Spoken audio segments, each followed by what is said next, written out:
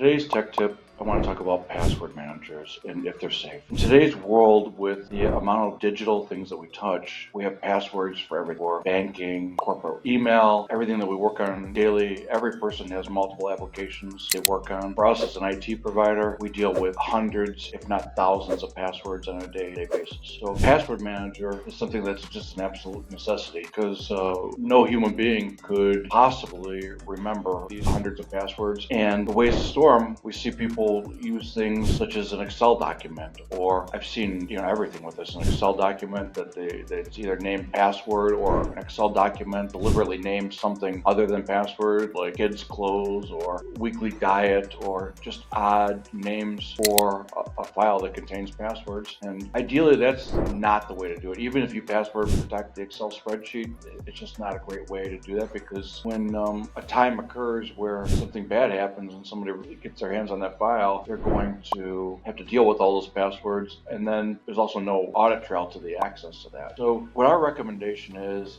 to look at and use the password manager. This allows you to keep a separate password for every website. You can also set up your MFA within that application, and build an entire security profile around that system to keep yourself safe, and really isolate systems from each other, so that you can't get a villain to cross systems to get into your stuff. For example, if they succeed at getting into Microsoft 365 and they gather your password from there, you don't want them to also be able to access your bank. The things that occur, and this can just go on and connect over and over to many layers of things. So the ultimate approach is making sure that you don't duplicate your password, and our thought is the only real way to do that is via password manager.